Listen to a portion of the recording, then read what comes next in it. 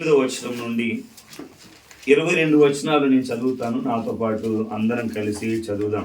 అపోస్తుల కార్యం 8వ అధ్యాయం 18 నుండి, అపోస్తుల కార్యం 8వ అధ్యాయం 18 నుండి 22 వచనాలు చదువుతాను. నాతో పాటు కలిసి చదువుదాం. తీసారు అందరూ? అపోస్తులు, అందరం కలిసి చదువు. అపోస్తులు చేతులుంచుట వలన పరిశుద్ధాత్మ అనుగ్రహింపబడినని సీమోను చూచి వారి ఎదుట ద్రవ్యము పెట్టి, నేనెవని మీద చేతులుంచుదును వాడు పరిశుద్ధాత్మను పొందునట్లు ఈ అధికారము నాకియుడని అడిగెను. అందుకు పేతురు, నీవు ద్రవ్యమిచ్చి దేవుని వరము సంపాదించుకొందునని తలంచుకొనినందున నీ వెండి నీతో కూడా నశించునుగాక. నీ హృదయము దేవుని ఎదుట సరి అయినది కాదు గనుక ఈ కార్యమందు నీకు పాలు పంపులు లేవు. నీ హృదయము దేవుని ఎదుట సరి అయినది కాదు గనుక ఈ కార్యమందు నీకు పాలు పంపులు లేవు. నీ హృదయము దేవుని ఎదుట సరి అయినది కాదు గనుక ఈ కార్యమందు నీకు పాలు పంపులు లేవు. కాబట్టి ఈ నీ చెడుతనము మానుకొని మారు మనసు నుండి ప్రభువును వేడుకొనుము. ఒకవేళ నీ హృదయాలోచన క్షమింపబడవచ్చును. హల్లెలూయా, హల్లెలూయా, హల్లెలూయా. అపోస్తుల కార్యము 8వ అధ్యాయాన్ని గనక మనం ఆలోచన చేస్తే, అపోస్తుల కార్యం 8వ అధ్యాయంలో 8వ అధ్యాయం కంటే ముందున్నటువంటిది 7వ అధ్యాయం. 7వ అధ్యాయంలో స్టెఫెన్ చంపబడటాన్ని మనం చూస్తాం. స్టెఫెను సౌలు చేత చంపబడిన తర్వాత సౌలు రోమా అధికారం చేత సెలవు పొంది సంఘాన్ని హింసించడానికి బయలుదేరుతా ఉన్నాడు. 8వ అధ్యాయం 1వ వచనము చూస్తే, ఆ కాలమందు సంఘములకు గొప్ప హింసలు కలిగినందున వారందరూ కూడా ఏమైపోయారు అని అంటే చెదిరిపోయారు అని వాక్యం సెలవిస్తా ఉంది. అందరూ చెదిరిపోయారు. ఘోరమైనటువంటి హింస సంఘానికి కలిగింది. చెప్పుకోలేనటువంటి హింస సంఘానికి కలిగింది. సౌలైతే ఒక్కొక్కరిని, స్త్రీలను గాని పురుషులను గాని పిల్లల్ని గాని ఆలోచించకుండా అందరిని చంపడం మొదలు పెడతా ఉన్నాడు. ఇటువంటి భయంకరమైనటువంటి పరిస్థితుల్లో సంఘమంతా చెదిరిపోయింది. కాబట్టి చెదిరిపోయినటువంటి వరుసలో ఫిలిప్పు ఉన్నాడు. ఎవరున్నారు? ఫిలిప్పు ఉన్నాడు. ఫిలిప్పు ఏం చేస్తా ఉన్నాడు అని అంటే సమరయ పట్టణానికి వెళ్ళాడు. ఏ పట్టణానికి వెళ్ళాడు? సమరయ పట్టణానికి వెళ్ళాడు. సమరయ పట్టణంలోకి వెళ్ళి సమరయ పట్టణంలో దేవుని యొక్క వాక్యాన్ని బోధిస్తా ఉన్నాడు. దేవుని యొక్క వాక్యాన్ని సమరయ పట్టణంలో బోధిస్తే సమరయ ప్రాంతంలో ఉన్నటువంటి సమరయులందరూ కూడా ఇదిగో ఫిలిప్పు బోధిస్తున్నటువంటి వాక్యాన్ని విని నమ్మి విశ్వసించి అనేకులు కూడా దేవుని తట్టు వారి హృదయాలు తిప్పారు అని వాక్యంలో వ్రాయబడి ఉంది. అంత మాత్రమే కాదు, ఫిలిప్పు చేస్తున్నటువంటి అద్భుత కార్యములను ఒక వ్యక్తి చూశాడు. ఆ వ్యక్తి పేరు సీమోను అని వ్రాయబడి ఉంది. అంతకంటే ముందు ఆ ఫిలిప్పు సమరయ పట్టణమునకు వెళ్ళక మునుపు సమరయ పట్టణంలో ఒక వ్యక్తి ఉన్నాడు. ఇదిగో సీమోను అని ఒక వ్యక్తి. అతని వృత్తి ఏంటి అని అంటే, అతని పని ఏంటి అని అంటే గారడి విద్యను జరిగించేటువంటి వాడు. అతడు గారడి విద్య చేశాట సమరయ పట్టణం అంతటిని కూడా విభ్రాంతి పరుస్తా ఉన్నాడట.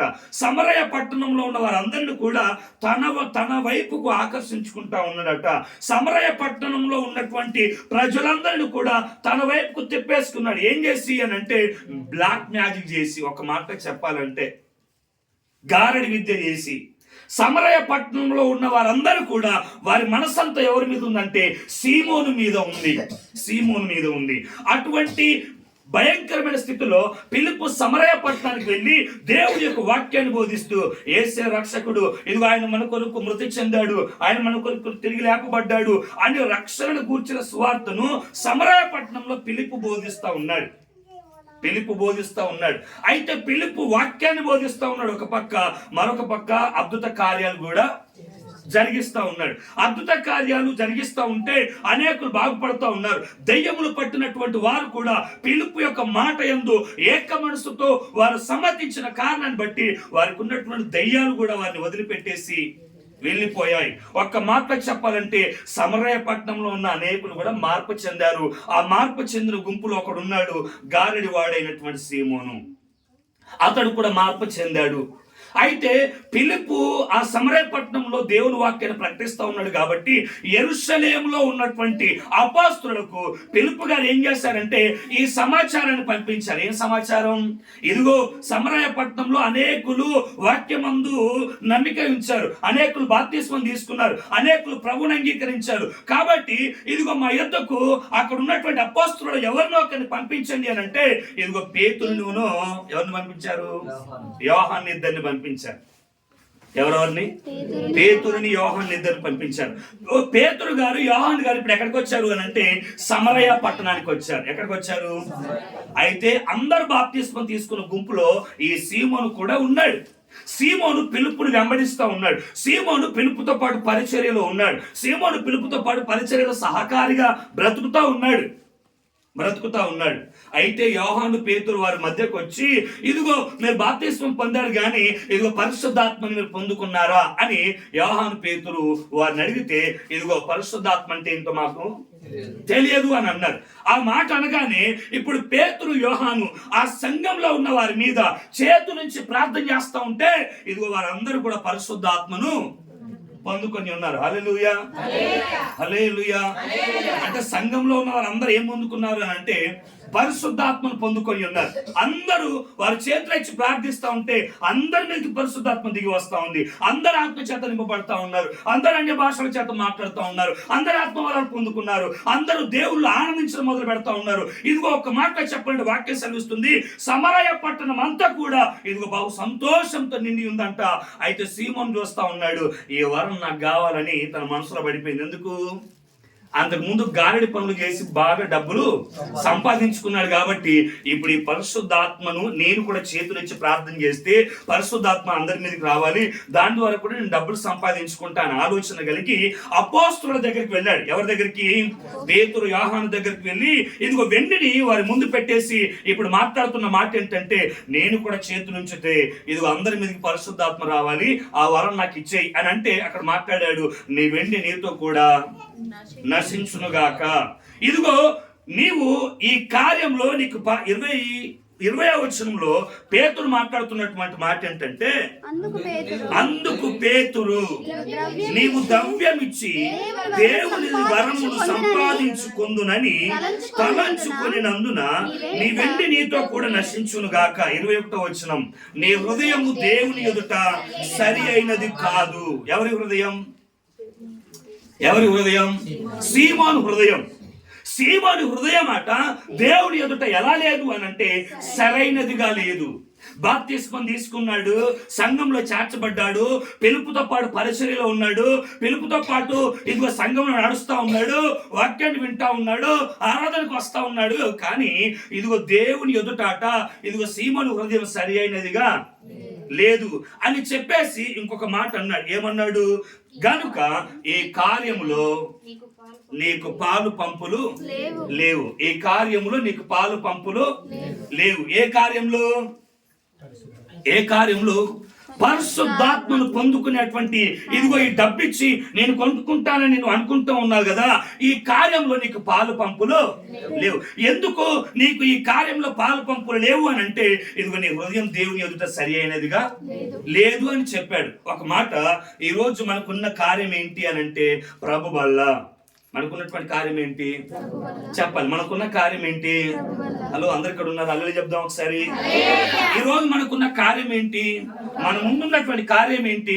ప్రభు శరీరం మన ముందు ఉంది, ఆ తర్వాత ప్రభు యొక్క రక్తం మన మీద ఉంది. ఇది ఒక కార్యము. కార్యము. అయితే పేతురు యోహాను అన్నాడు, నీ హృదయం దేవుని ఎదుట సరి అయినదిగా లేదు కాబట్టి నీకు ఈ కార్యంలో పాలు పంపులు లేవు. ఒక్కటే మాట దీన్ని మన ఆత్మీయ కోణంలో ప్రభు బల్లకు అన్వయించుకుందాం.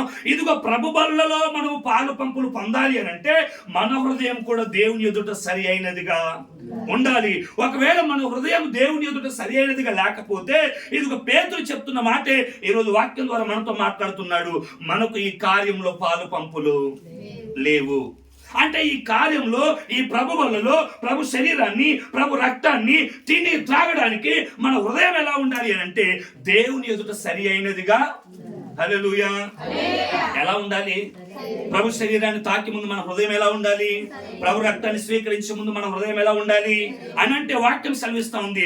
ఈ కార్యంలో పాలు పంపులు పొందాలి అని అంటే నీ హృదయం సరి అయినదిగా ఉండాలి. ఎలా ఉండాలి? మన హృదయం సరి అయినదిగా ఉండాలి. సీమోను వలె ఇదిగో ఆ హృదయం బట్టి హృదయం మన జీవితంలో ఉండద్దు. మన హృదయము సరి అయినదిగా ఉండి ఈ కార్యంలో మనము పాలు పంపులు పొందాలి. ఈరోజు మన వాక్య భాగం ఏంటంటే మన హృదయం దేవుని ఎదుట సరి అయినదిగా ఉందా? మన హృదయం దేవుని ఎదుట సరి అయినదిగా ఉందా? యాకోబు రాసినటువంటి పత్రికలో 4వ అధ్యాయం 8వ వచనంలో భక్తుడైనటువంటి యాకోబు గారు సంఘానికి ఒక మాట రాస్తా ఉన్నాడు. యాకోబు రాసినటువంటి పత్రిక 4వ అధ్యాయం 8వ వచనం. యాకోబు రాసిన పత్రిక 4వ అధ్యాయం 8వ వచనంలో దేవుని యొద్దకు రండి, అప్పుడు ఆయన మీ యొద్దకు వచ్చును. పాపులారా మీ చేతులను శుభ్రం చేసుకునడి, ద్విమనస్కులారా మీ హృదయములను పరిశుద్ధపరుచుకొనడి అని అన్నాడు. దేవుడు ఒక వ్యక్తి దగ్గరికి రావాలి అని అంటే ఇదిగో దేవుడు ఒక వ్యక్తిని చేరాలి అని అంటే ఇదిగో అనంతుడైనటువంటి దేవుడు, అద్భుతుడైనటువంటి దేవుడు, ఇదిగో కాలానికి అతీతుడైనటువంటి దేవుడు, పరిశుద్ధుడైనటువంటి దేవుడు, నీతిమంతుడైనటువంటి దేవుడు ఇదిగో మానవుల యొద్ద నివసించాలని ఆయన ఎప్పటికీ ఇష్టపడతా ఉన్నాడు. కానీ వాక్యంలో అంటా ఉన్నాడు, ఇదిగో దేవుని యొద్దకు రండి, అప్పుడు ఆయన మీ యొద్దకు వచ్చును. ఎప్పుడు వస్తాడు దేవుడు అని అంటే దేవుని యొద్దకు మనం రాగలిగితే అప్పుడు దేవుడు మన యొద్దకు వస్తాడు అని చెప్పేసి ఇక్కడ అన్నాడు. ఇదిగో పాపులారా మీ చేతులను మీరు శుభ్రం చేసుకోండి, ద్విమనస్కులారా మీ హృదయములను పరిశుద్ధపరచుకోండి అని అన్నాడు. ద్విమనస్సు అంటే ఏంటి చెప్పాలి? ద్విమనస్సు అంటే ఏంటి? ఇంకొంచెం బిగ్గరగా చెప్తాను. ద్విమనస్సు అంటే ఏంటి? రెండు మనస్సులు, రెండు తలంపులు, రెండు ఆలోచనలు, రెండు విధానాలు, రెండు జీవితాలు, రెండు హృదయాలు, రెండు జీవితాలతో కూడినటువంటి వైఖరి. ఇక్కడ అంటున్నటువంటి మాట ఏంటంటే ద్విమనస్కులారా అంటే ఇద్దరు మనుషులతో మాట్లాడట్లేదు, కానీ ఒక్క మనిషి అయి ఉన్నటువంటి రెండు తలంపులు కలిగిన వ్యక్తితో మాట్లాడుతూ ఉన్నాడు. మనిషి ఒక్కడే కానీ తలంపులు రెండు, మనిషి ఒకడే కానీ ఉద్దేశాలు రెండు, మనిషి ఒకడే కానీ ఆలోచనలు రెండు, మనిషి ఒకడే కానీ ప్రవర్తన విధానము రెండు, మనిషి ఒక్కడే కానీ జీవిత విధానము రెండు రకాలుగా ఉంది. జీవిత విధానం రెండు రకాలుగా ఉంది. ఇప్పుడు దేవుడు అంటున్నట్టు మాట ఏంటంటే ఇదిగో మీరు దేవుడి మీ యొద్దకు రావాలి అని అంటే దేవుని యొద్దకు మీరు రండి, మీ చేతులను మీరు శుభ్రం చేసుకునండి, ద్విమనస్కులారా ఇదిగో మీ హృదయాలను పరిశుద్ధపరచుకోనండి. ఏం పరిశుద్ధపరచుకోమన్నాడు చెప్పాలి? ఏం పరిశుద్ధపరచుకోమన్నాడు చెప్దాం ఒకసారి. ఏం పరిశుద్ధపరచుకోమన్నాడు? మన హృదయాన్ని పరిశుద్ధపరచుకోమన్నాడు. మన హృదయాన్ని పరిశుద్ధపరచుకోమన్నాడు. ఎందుకు మన హృదయాన్ని పరిశుద్ధపరచుకోమన్నారు అంటే మన హృదయము రెండు విధాలుగా ఆలోచిస్తూ ఉంటది. అప్పుడప్పుడు నీతి విషయమే ఆలోచిస్తూ ఉంటది, అప్పుడప్పుడు పాప విషయమే ఆలోచిస్తూ ఉంటది, అప్పుడప్పుడు దేవుడి కార్యముల విషయం ఆలోచిస్తూ ఉంటది, అప్పుడప్పుడు లోకంలో ఉన్న కార్యముల విషయమే ఆలోచిస్తూ ఉంటది, అప్పుడప్పుడు దేవుడి ఎదుట సరిగా బ్రతకాలని ఆలోచిస్తూ ఉంటది. ఆలోచించిన మరుక్షణమే పాపంలో పడిపోయే అవకాశాలు కూడా లేకుండా పోదు. అందుకే చెప్తా ఉన్నాడు, మీ హృదయాలను మీరు పరిశుద్ధపరచుకోనండి. ఎందుకు ప్రభువా మా హృదయాన్ని మేము పరిశుద్ధపరచుకోవాలి అని అంటే నీ హృదయం దేవుని ఎదుట సరి అయినదిగా లేకపోతే నీకు ఈ కార్యంలో పాలు పంపులు లేవు. అంటే ఈ కార్యంలో పాలు పంపులు పొందాలి అని అంటే ప్రభు కార్యంలో పాలు పంపులు పొందాలి అని అంటే మనం చేయవలసిన పని ఏంటంటే ఇదిగో మన హృదయం దేవుని ఎదుట సరి అయినదిగా ఉంచుకోవాలి. మన హృదయాన్ని మనం ఏం చేయాలి అంటే పరిశుద్ధపరచుకోవాలి. హల్లెలూయా. ఏం చేయమన్నాడు? మన హృదయాన్ని మనము పరిశుద్ధపరచుకోవాలి. మనల్ని మనమే పరిశుద్ధపరచుకోవాలి. మనల్ని మనమే ఇదిగో దేవుని సన్నిధిలో దిద్దుబాటు చేసుకోవాలి. మనల్ని మనమే దేవుని సన్నిధిలో కడుగుకోవాలి. మనల్ని మనమే దేవుని ఎదుట ప్రభువా నా హృదయం ఇలా ఉంది అని మనమే దేవుని ఎదుట ఒప్పుకోవాలి. ఏ మనుషుడు కూడా ప్రభు బలిలో ఉన్నప్పుడు వాడెలా ఉన్నాడు వీడెలా ఉన్నాడని చూడటం కాదు. అసలు నా హృదయం దేవుని ఎదుట ఎలా ఉంది, నా మనసు దేవుని ఎదుట ఎలా ఉంది, అసలు నా తలంపులు దేవుని ఎదుట ఎలా ఉన్నాయి, నా ప్రవర్తన దేవుని ఎదుట ఎలా ఉంది, అసలు నా హృదయం దేవుని ఎదుట ఎలా ఉంది అని మనము మన హృదయపు లోతుల్లోనికి మనం ఆలోచించుకోవాలి తప్ప ఇతరుల హృదయాల్లోనికి మనం ఆలోచించొద్దు. హల్లెలూయా. అందుకే వాక్యం సెలవిస్తా ఉంది, ఇదిగో మీ హృదయం సరైనదిగా ఉండి ఈ కార్యంలో పాలు పంపులు పొందండి. వాక్యం సెలవిస్తా ఉంది, మీ హృదయాన్ని మీరు పరిశుద్ధపరచుకోండి. అసలు హృదయాన్ని ఎందుకు పరిశుద్ధపరచుకోవాలి?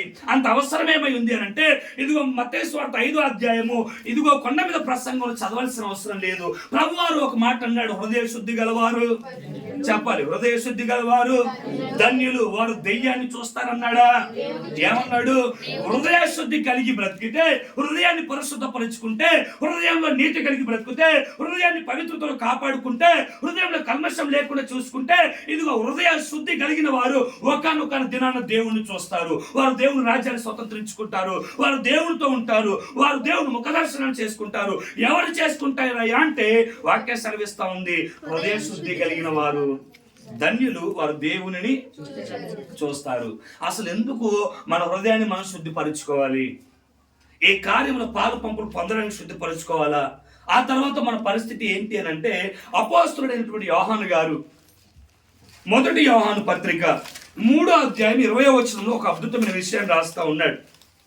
1 యోహాను పత్రిక 3వ అధ్యాయం 20వ వచనంలో యోహాను భక్తుడు రాస్తున్నటువంటి మాట, దేవుడు మన హృదయము కంటే అధికుడై సమస్తమును ఎరిగి ఉన్నాడు గనుక మన హృదయము ఏ విషయములలో మన యందు దోషారోపణ చేయును ఆయా విషయములలో ఆయన ఎదుట మన హృదయములను సమ్మతిపరచుకొందుము అని రాస్తా ఉన్నాడు.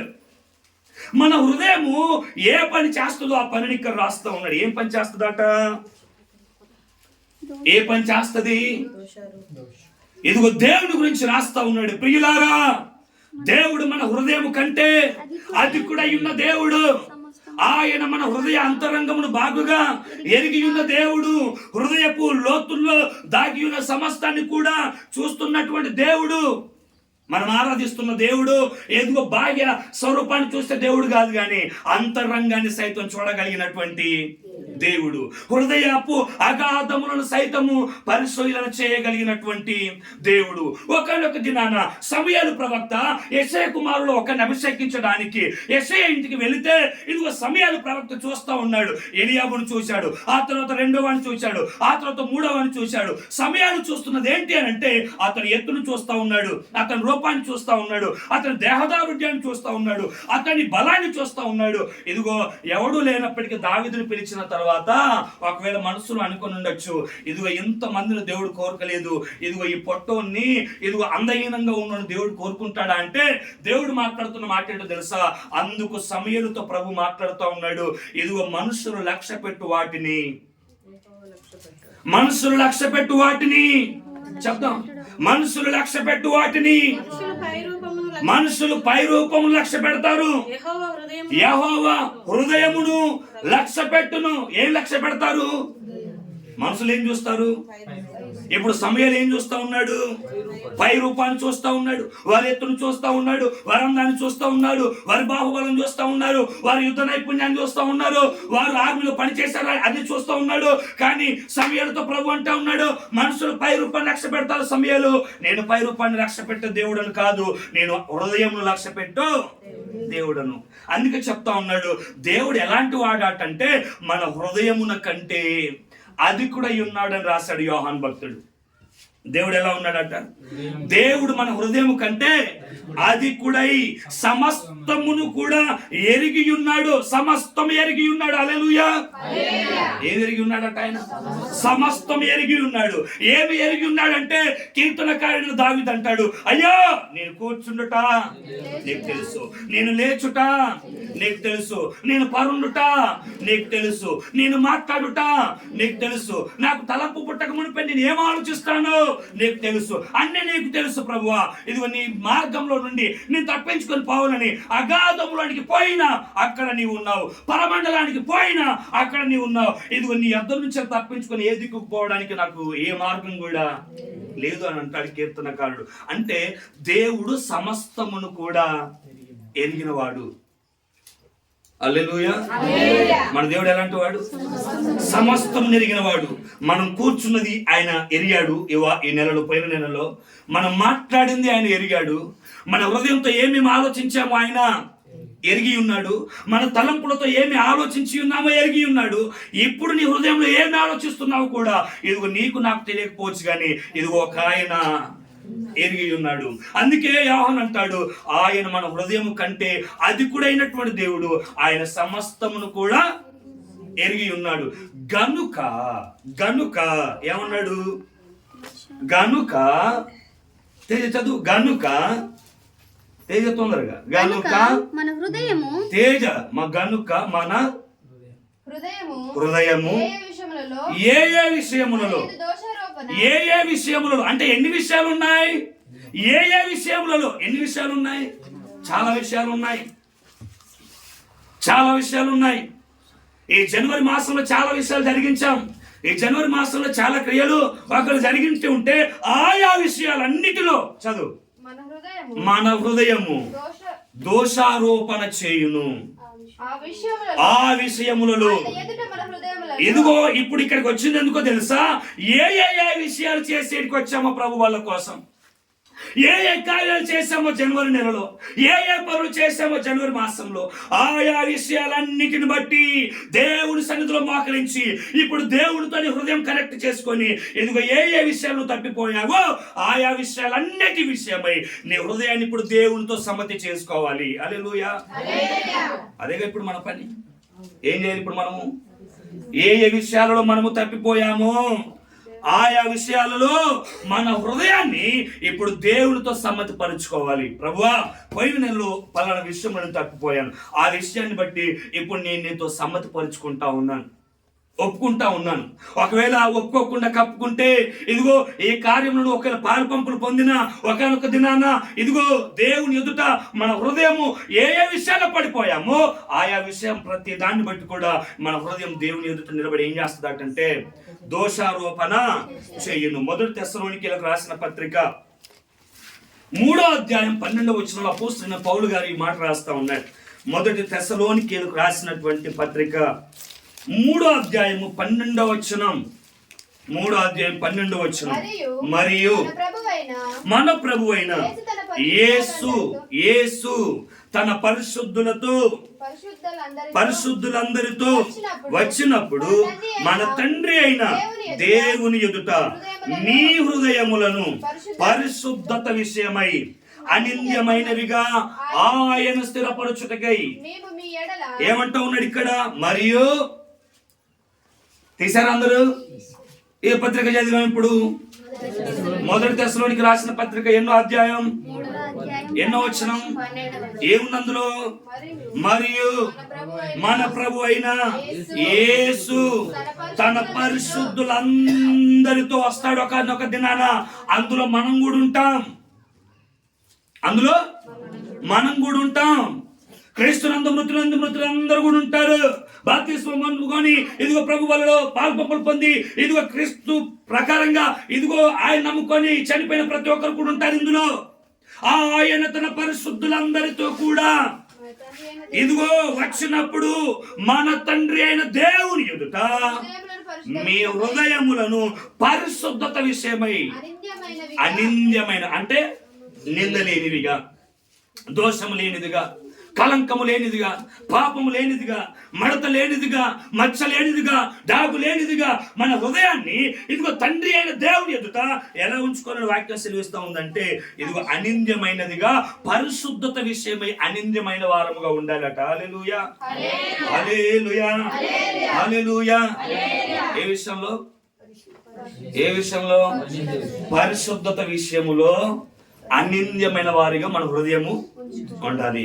పరిశుద్ధత విషయంలో మన హృదయంలో ఏది కూడా ఉండడానికి వీల్లేదు. అందుకే చెప్తా ఉన్నాడు, ఒకానొక దినం రాబోతుంది, ఆ దినాన నీ హృదయం నీ మీద దోషారోపణ చేస్తుంది. ఎప్పుడయ్యా అంటే పౌలు గారు చెప్పాడు, ఇదిగో మన ప్రభు అయిన యేసు క్రీస్తు పరిశుద్ధులందరితో కూడా వచ్చినప్పుడు తండ్రి అయిన దేవుని ఎదుట పరిశుద్ధత విషయమై మీ హృదయం అనింద్యమైనవిగా ఉండాలి. మీ హృదయం అనింద్యమైనవిగా ఉండాలి. ఇప్పుడు దేవుడు తన బిడ్డల్లో ఏమో ఆశిస్తున్నాడు అని అంటే హృదయం పరిశుద్ధంగా ఉండాలి. ఎందుకైనా హృదయం పరిశుద్ధంగా ఉండాలి అని అంటే, ఇదిగో నీ హృదయం పరిశుద్ధంగా ఉంటేనే దేవుని ముఖాన్ని నీవు, అందుకే అన్నాడు, హృదయ శుద్ధ కలిగిన వారే ధన్యులు, వారు దేవుణ్ణి చూస్తారు. దేవుణ్ణి ఎవరు చూస్తారు అని అంటే హృదయం శుద్ధి కలిగిన వారు, హృదయాన్ని పరిశుద్ధత విషయంలో కాపాడుకోగలిగిన వారు, హృదయాన్ని ఇదిగో పవిత్రత విషయంలో కాపాడుకోగలిగిన వారు, ఈ శరీరానికి ఈ దేహానికి ఏ పాపం అంటకుండగా తన హృదయాన్ని ఈ లోకంలో బ్రతికినప్పటికీ కూడా లోకాశల చేత కల్మషం చేసుకోకుండా హృదయాన్ని కాపాడుకొని, ఇదిగో నీతి విషయమైన శరీరాన్ని కాపాడుకొని, ఇదిగో ఈ అవయవాలకి ఏ పాపం అంటకుండగా దేవుని ఎదుట ప్రతి పాపాన్ని అపవాది మనల్ని పాపంలో పడేయాలని చూస్తూ మన ఎదుట అనేకమైన పెట్టినప్పుడు వాటన్నిటిలో నుంచి తప్పించుకొని, ఆ ఉచ్చులన్నిటి నుంచి తప్పించుకొని మన హృదయాన్ని రాకడ కొరకు ఇదిగో పరిశుద్ధంగా కాపాడుకుంటే, ఇదిగో అప్పుడు దేవుని ఎదుట మనం బల నమ్మకమైన మంచి దాసుడా అని పిలుచుకుంటాం. హల్లెలూయా, హల్లెలూయా. ఇప్పుడు వాక్యం సెలవిస్తున్న మాట ఏంటంటే, ఇదిగో ఏ కార్యంలో పాలు పంపులు పొందాలి అని అంటే మన హృదయం దేవుని ఎదుట సరి అయినదిగా చెప్పాలి. మన హృదయం దేవుని ఎదుట సరి అయినదిగా ఉండాలి. మన హృదయం దేవుని ఎదుట సరి అయినదిగా. హల్లెలూయా. 2 విషయాలు చెప్పిన వాక్య భాగాన్ని ముగించేస్తాను. 1:9 అవుతాం. ఒకవేళ దేవుని ఎదుట మన హృదయం సరి అయినదిగా ఉండకపోతే ఏం జరిగిద్ది? దేవుని ఎదుట మన హృదయం సరైనదిగా కాకుండా ఒకవేళ పాలు పంపులు పొందితే ఏం జరుగుద్ది? నువ్వు ఒప్పుకో అంటా ఉన్నావు, పరిశుద్ధత విషయమై ఒప్పుకో అంటా ఉన్నావు, తప్పు చేసావు ఒప్పుకో అంటా ఉన్నావు, ఒప్పుకోను, నా ఇష్టం, అలానే తీసుకుంటాను అని గనక తీసుకుంటే ఏం జరుగుతుంది అనంటే, లేఖనాల్లో 2 సందర్భాలు చూపించేసి నేను నా వాక్య భాగాన్ని నేను ముగించేస్తాను. యోహాను సువార్త 13వ అధ్యాయము 26-27 వచ్చిన. యోహాను సువార్త 13వ అధ్యాయం 26-27 వచ్చినారు. ఒకవేళ అందుకు యేసు నేనొక ముక్క ముంచి ఎవనికి ఇచ్చేదనో వాడే అని చెప్పి ఒక ముక్క ముంచి సీమోను కుమారుడగు ఇస్కరియోతు యూదాకిచ్చెను. వాడు ఆ ముక్క పుచ్చుకొనగానే సాతాను వానిలో ప్రవేశించెను. యేసు నీవు చేయుచున్నది త్వరగా చేయమని వానితో చెప్పగా ఏం జరుగుతా ఉంది ఇక్కడ అంటే, ఇదిగో యేసు తన శిష్యుల పాదాలు కడిగిన తర్వాత ఏం చేసిన తర్వాత చెప్పాలి. ఏం చేసిన తర్వాత హల్లెలూయా, హల్లెలూయా. యేసు ప్రభువారు శిష్యుల పాదాలు కడిగిన తర్వాత రెండో పని ఒక పని చేస్తా ఉన్నాడు. ఏం పని? ఏం పని? యేసు తమ చేతుల్లో ఒక రొట్టె తీసుకొని దాన్ని విరిచి ఆశీర్వదించి తండ్రికి కృతజ్ఞతాస్తుతులు చెల్లించి దాన్ని విరిచి వడ్డిస్తా ఉన్నాడు. వడ్డించే క్రమంలో మొట్టమొదటగా ముక్కని చించి ఎవరికి ఇచ్చాడు? ఇస్కరియోతు యూదాకి ఇచ్చాడు. ఇస్కరియోతు యూదాకి ఇవ్వగానే వాక్యం సెలవిస్తున్న మాట ఏంటో తెలుసా? వాడు ఆ ముక్క పుచ్చుకొనగానే సాతాను వానిలో ప్రవేశించింది. ఎందుకు ప్రవేశించింది? అపోస్తులుడు కదా, అపోస్తులలో ఒక అపోస్తులుడు కదా, మరి విశేషంగా దేవుడు పిలుచుకున్నటువంటి వ్యక్తి, దేవుడితో పాటు 3.5 సంవత్సరాలు పరిచర్యలో నడిచినటువంటి వ్యక్తి, ఇస్కరియోతు యూదా దేవుని ఎదుట ఒక ఉన్నతమైన స్థానంలో ఉన్నాడు. ఏంటిది? ఖజానాదారుడిగా ఉన్నాడు. మంచి స్థానాన్ని దేవుడిచ్చాడు. దెయ్యాలను కూడా వెళ్ళగొట్టాడు, అద్భుతాలు చేశాడు. దేవుని సువార్తను ప్రకటించడానికి శిష్యులతో పాటు ఆయన కూడా వెళ్ళి సువార్తను ప్రకటించాడు. కానీ ఒకానొక సందర్భం వచ్చేసింది. ఆయన తండ్రి యొద్దకు వెళ్ళక మునుపు ఆయన శిష్యులందరినీ కూర్చోబెట్టేసుకొని శిష్యుల పాదాలన్నీ కడిగి ఆయన కొరట తీసుకొని తండ్రి కృతజ్ఞతాస్తుతులు చెల్లించి దాన్ని విరిచి వారికి వడ్డించే వరసలో ఇస్కరియోతు యూదాకి ఇచ్చేశాడు. హల్లెలూయా, హల్లెలూయా. ఎవరికి ఇచ్చాడంట? ఆ ముక్క పుచ్చుకొనగానే ఆత్మచేత నింపబడ్డాడని ఉందా? అన్య భాషలు మాట్లాడాడని ఉందా? ఆత్మవరముల చేత నింపబడ్డాడని ఉందా? ఏముంది? సాతాను వాణిలో. అదేంటి మరి? ప్రభు అన్నాడుగా, ఇది నా శరీరము, ఇది నా రక్తం అన్నాడు కదా. ఆయన శరీరం పుచ్చుకుంటే సాతాను ప్రవేశించడం ఏంటి? ఆయన శరీరాన్ని పుచ్చుకుంటే సాతాను ప్రవేశించడం ఏంటి? సాతాను ప్రవేశించొద్దు కదా. ఎందుకు సాతాను ప్రవేశించింది అని అంటే వాక్యం సెలవిస్తున్న మాట ఏంటంటే ఇస్కరియోతు యూదా హృదయం దేవుని ఎదుట సరి అయినదిగా లేదు. ఎలా ఉందంట మరి? ఎలా ఉంది హృదయం? పాడైపోయింది. హృదయం ఏమైపోయింది? ధనాశపరుడైపోయాడు. హృదయం ఏమైపోయింది? నమ్మిన బోధకున్నే అప్పగించుకోవడానికి సిద్ధమైంది. హృదయం పూర్తిగా చెడిపోయింది.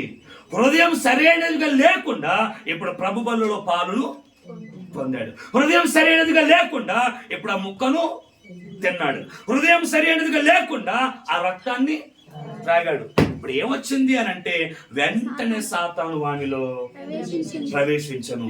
అందుకే వాక్యం సెలవిస్తా ఉంది, దేవుని ఎదుట నీ హృదయం సరి అయినదిగా లేకపోతే ఈ కార్యంలో నీకు పాలు పంపులు లేవు. అంటే ఈ కార్యంలో మనం పాలు పంపులు పొందే ముందు, ముక్కను మనం తీసుకునే ముందు, ఆయన శరీరాన్ని తీసుకునే ముందు, ఆయన రక్తాన్ని స్వీకరించే ముందు మన హృదయం ఎలా ఉండాలట? ఆయన ఎదుట నీతి విషయమై పరిశుద్ధమైనదిగా ఉంచుకోవాలి. ఉంచుకోకపోతే ఏం జరుగుతుంది? ఉంచుకోకపోతే ఏమవుతుంది? సాతాను మనలో ప్రవేశించి కుటుంబాన్ని పాడు చేస్తుంది, జీవితాలని. లాస్ట్ ఏమైపోయింది? సాతాను ప్రవేశించి బోధకుని అమ్మేసుకున్నాడు. సాతాను ప్రవేశించి ఏమైపోయింది? ఏమైపోయాడు? చచ్చిపోయాడండి. చనిపోయాడు. ఇస్కరియోతు యూదా బతికాడా? చనిపోయాడు. ఇంతగా జరగడానికి గల కారణం ఏంటంటే హృదయం సరైనదిగా లేకుండా, ఆయనతో సమాధాన పడకుండా, మనసులో తప్పెట్టేసుకొని ఆయన ఎదుట ప్రతి విషయాన్ని బట్టి ఆయన ఎదుట హృదయాన్ని సమ్మతిపరచుకోకుండా ఈ కార్యంలో పాలు పంపులు పొందినందుకు ఇదిగో ఇస్కరియోతు యూదాలో జరిగిన కార్యం ఏంటంటే మరణము వచ్చేసింది. మనము ఈ కార్యాన్ని చేసే ముందు మన హృదయాన్ని మనం ఏం చేసుకోవాలి తెలుసా? అయ్యా, నా హృదయము ఇదిగో నీ ఎదుట సరి అయినదిగా ఉందా లేదా? నీ ఎదుట నా హృదయం, నా ప్రవర్తన సరైనదిగా ఉందా లేదా అని మనల్ని మనమే దేవుని ఎదుట సమ్మతి పరచుకొని గనక ఈ కార్యంలో పాలు పంపులు పొందితే ఇదిగో ఏ హాని కూడా మనకు జరగదు. ఏ కీడు మనకు జరగదు. లేదు నీ ఇష్టానుసారంగా నేను తీసుకుంటా అంటే ఏదో ఒక కీడు మన కుటుంబంలో ఖచ్చితంగా జరిగే అవకాశాలు ఉన్నాయి. రెండోది చెప్తాను, చూద్దాం ఒకసారి. భక్తుడైనటువంటి దావీదు గారు మొదటి దినవృత్తాంతముల గ్రంథం, భక్తుడైనటువంటి దావీదు మొదటి దినవృత్తాంతముల గ్రంథం 29వ అధ్యాయం 19వ వచనం, 29-19 చదువుదాం ఒకసారి. కుమారుడైన దేవుడి ఎదుట భక్తుడైనటువంటి దావీదు గారు ప్రార్థన చేస్తా ఉన్నాడు.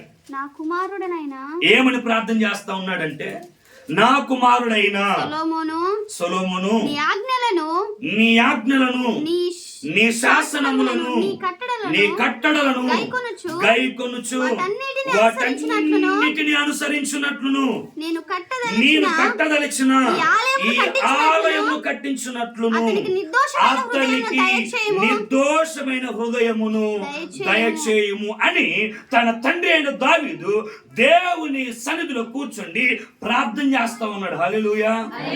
రెండు చేతులు ఎత్తుదాం, కొంచెం బిగ్గరగా చెప్దాం, కొంచెం బిగ్గరగా చెప్దాం. ఎవరు ఎవరు? అందరూ చెప్పండి, ఎవరు? దావీదు గారు. దావీదు ఏం చేస్తా ఉన్నాడు? దేవుని మందిరంలో కూర్చొని దేవుని తట్టు చేతులు ఎత్తి ఇప్పుడు ప్రార్థన చేస్తా ఉన్నాడు. ఏంటి ప్రార్థన?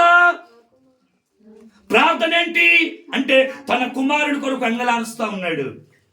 తన కుమారుడి విషయమే ప్రార్థన చేస్తా ఉన్నాడు. చేస్తున్న ప్రార్థన ఏంటంటే, ఇదిగో నా కుమారుడైన సొలొమోను, నీ ఆజ్ఞల విషయంలో కావచ్చు, ఇదిగో నీ శాసన విషయంలో కావచ్చు, నీ కట్టడల విషయంలో కావచ్చు, ఇదిగో ఆజ్ఞలన్నిటిని కూడా గైకొనాలి. ఇదిగో వాటన్నిటి అనుసరించినట్లు. ఇదిగో రెండవది ఉంది ఏంటంటే, నేను కట్టదలిచిన నీ ఆలయమును ఇది అతడు కట్టించినట్లు అతనికి నిర్దోషమైన హృదయాన్ని దయచేయి ప్రభు అని ప్రార్థన చేస్తా ఉన్నాడు. ఏ హృదయం అట? తండ్రి వేదన ఏంటో తెలుసా? ఇదిగో నా కుమారునికి నువ్వు నిర్దోషమైన హృదయాన్ని దయచేయి. ఏంటి తండ్రి ప్రార్థన? మాట్లాడాలి. తండ్రి ప్రార్థన ఏంటి? హలో, తండ్రి ప్రార్థన ఏంటి? ఇదిగో సొలొమోను అయినటువంటి నా కుమారునికి నిర్దోషమైన హృదయాన్ని. చెప్పండి మాట. ఏం ప్రార్థన చేస్తా ఉన్నాడు?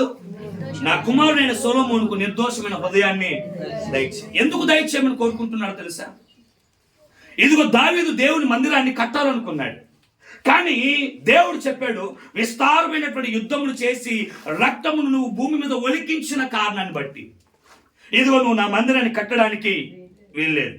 అయితే నీ గర్భవాసన పుట్టబోయే వాని ద్వారా నేను మందిరాన్ని కట్టించుకుంటాను అని దేవుడు దావీదుతో మాట్లాడాడు. కాలక్రమేణా సొలొమోను పుట్టాడు, పెద్ద పెరుగుతా ఉన్నాడు. పెద్ద పెరిగిన తర్వాత ఒకనొక దినాన మందిరం కట్టవలసిన సమయం వచ్చేసింది.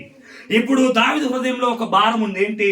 అయ్యో, దేవునికి నేను మందిరాన్ని కట్టలేకపోయాను.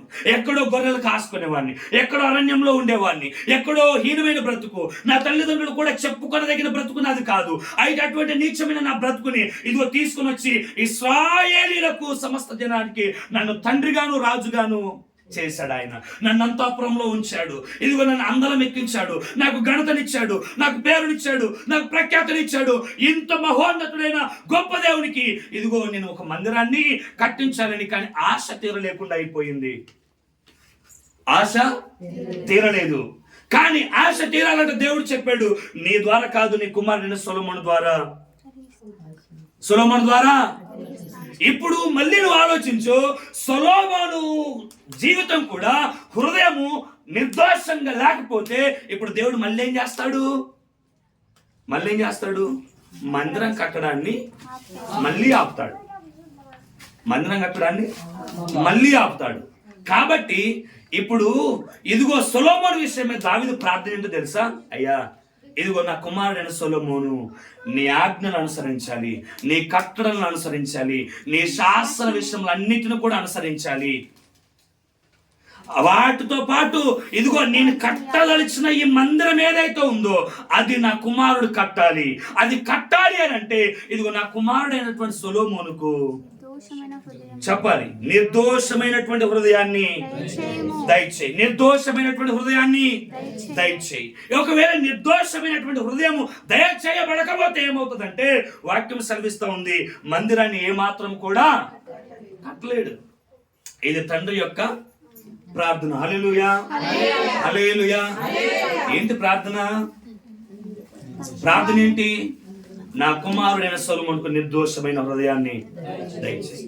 హృదయం ఏమాత్రం కూడా అపవిత్రం అవ్వాల్సిన లేదు ప్రభు అని తండ్రి ఏమో దేవుని సన్నిధిలో మోకాళ్ళుని ప్రార్థన చేస్తా ఉంటే ఒకనొక సందర్భం రానే వచ్చేసింది. మొదటి రాజుల గ్రంథం 11వ అధ్యాయం 10వ వచనాన్ని చదువుదాం ఒకసారి. మొదటి రాజుల గ్రంథం 11వ అధ్యాయం 10వ వచనం.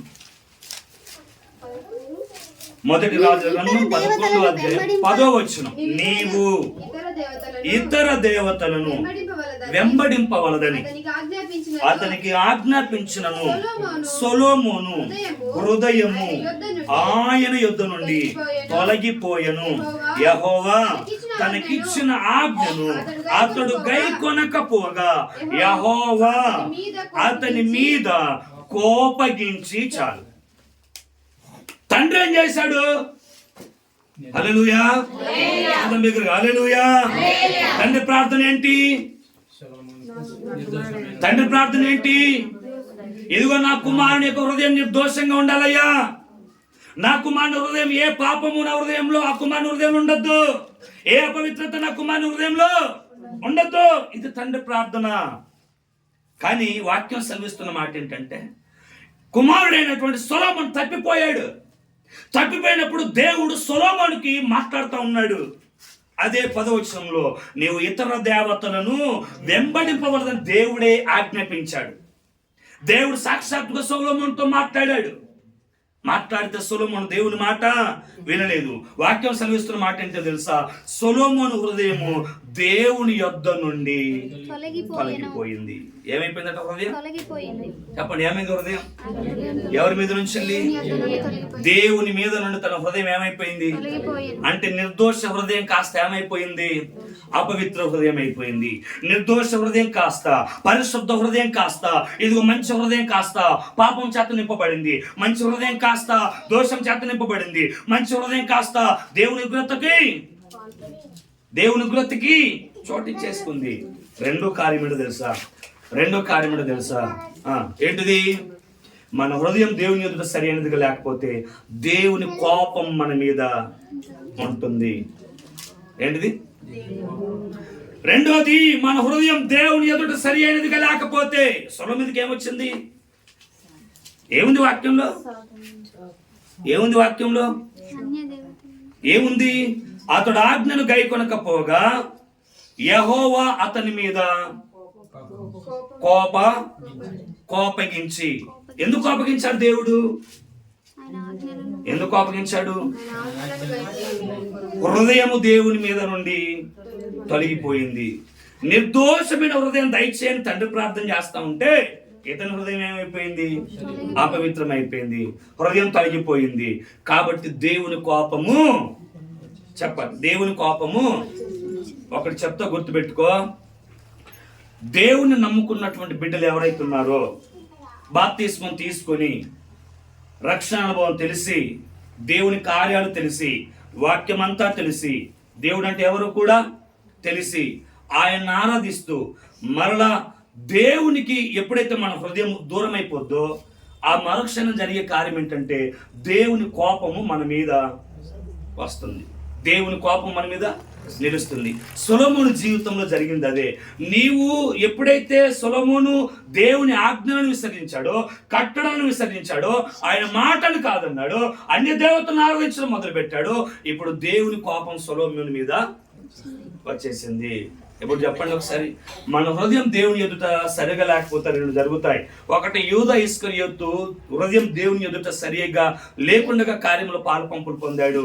ఇదిగో అపవాది అతనిలో ప్రవేశించింది. రెండోది, సొలొమోను హృదయం దేవుని ఎదుట సరైనదిగా లేదు. ఇదిగో దేవుని కోపము సొలొమోను మీదకి వచ్చేసింది. లాస్ట్ మాట చదివించిన వాక్యం బాగా ముగించేస్తాను. అయితే మరి మనం ఏం చెయ్యాలి అని అంటే, ఇదిగో యోబు ఒక పని చేశాడు. ఆ పని చేస్తే సరిపోతుంది. యోబు గ్రంథం 1వ అధ్యాయము 5వ వచనం. యోబు ఒక పని చేశాడు. ఏం పని చేశాడు? మరి మనం ఏం చేయాలి? యోబు చేసినటువంటి పని వారి మంచి చదువు, మెల్లగా చదువు.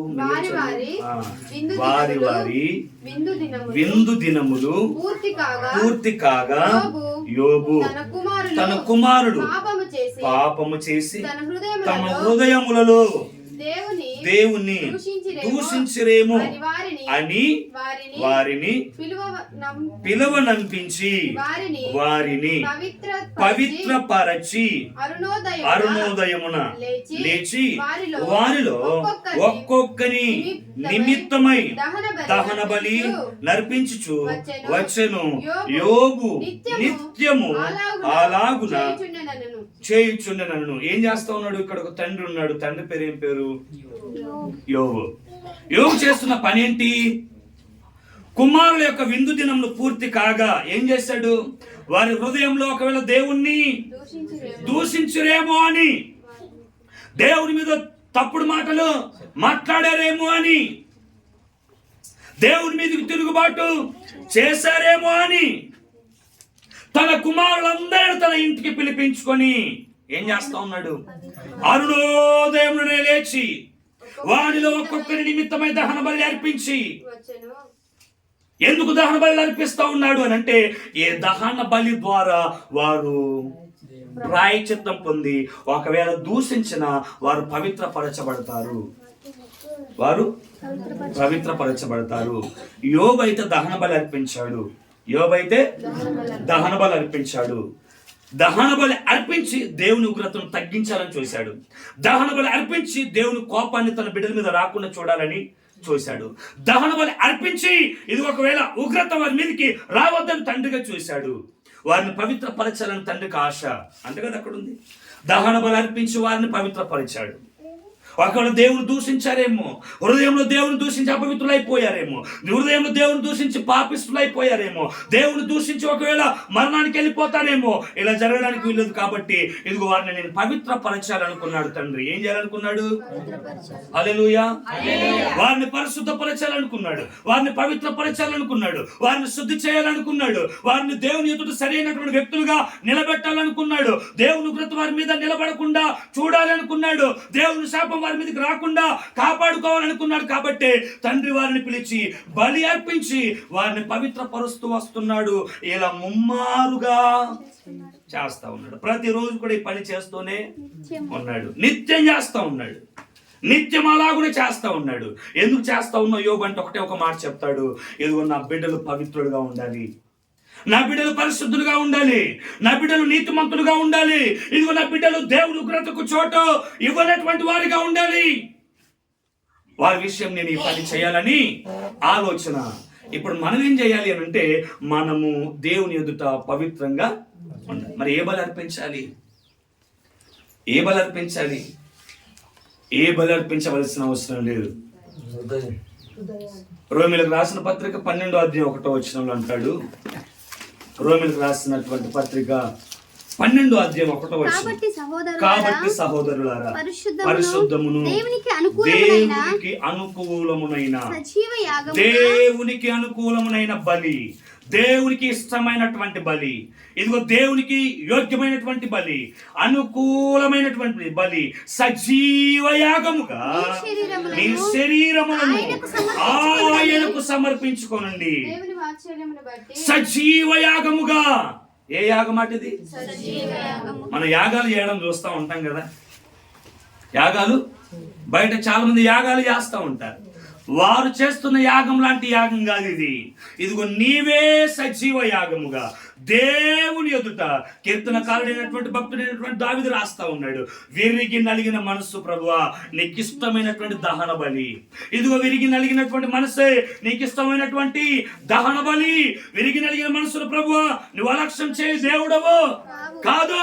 ఇప్పుడు ఏం చేయాలో తెలుసా? మనమే ఇదిగో దహన బలి పీఠముగా, మనమే ఒక బలి అర్పణగా దేవుని సన్నిధిలో మోకరించి సజీవ యాగముగా మనమే దేవునికి ఏం చేసుకోవాలి తెలుసా? సమర్పించుకొని ఇదిగో మనం పవిత్రపరుచుకోవాలి. ఇప్పుడు ఆమేన్. ఏం చేయాలట? సజీవ యాగముగా మనమే ఇప్పుడు దేవునికి సమర్పించుకోవాలి. ప్రభువా నీ బలిపీఠం మీదకి నేను వస్తా ఉన్నాను. ఇదిగో నీ పరిశుద్ధాత్మ అగ్నిని పంపించి ఇదిగో దహన బలిపీఠం మీద ఏ కోడిని పొట్టేలని కాదు, నన్ను నేనే అర్పణగా అర్పించుకుంటా ఉన్నాను. ఇదిగో నీ అగ్ని చేత నన్ను దహించి వేసి నన్ను పవిత్రపరచు, నన్ను పరిశుద్ధపరచు, నన్ను శుద్ధీకరించు అని అంటే ఆయన మనల్ని పవిత్రపరుస్తాడు. యోబు ఏ విధంగా దహన బలి ద్వారా తన కుమారుల దోషములు పాపములు పోగొట్టి పవిత్రపరిచాడు. ఇదిగో మన పరమ తండ్రి అయినటువంటి దేవుని ఎదుట మన చేతులు ఎత్తి కనుక మనం ప్రార్థన చేస్తే ఆయన అగ్ని మనందరిని తాకగా మనం సజీవ యాగముగా రూపాంతరము పొంది ఇదిగో పరిశుద్ధం అవుతాం. అప్పుడు ఈ కార్యంలో పాలు పంపులు పొందడానికి మనం యోగ్యులుగా ఉంటాం. అటు కృప పరిశుద్ధాత్మ దేవుడు మనకు సమృద్ధిగా దయచేయునుగాక. ఆమేన్. హల్లెలూయా.